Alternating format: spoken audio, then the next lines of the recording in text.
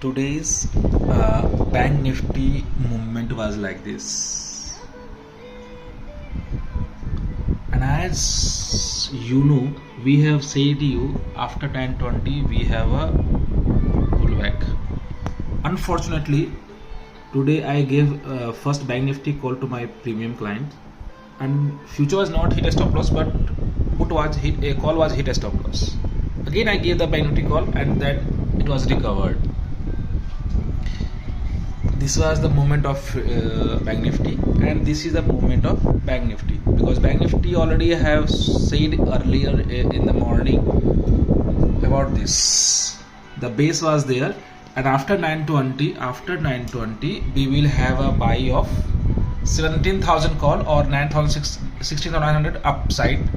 We will, if it's a ghost market and market is sustained, then we have some bounce and made a high of 16977 something.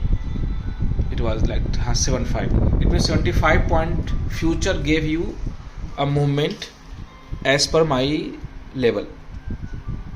Hope it's helped you.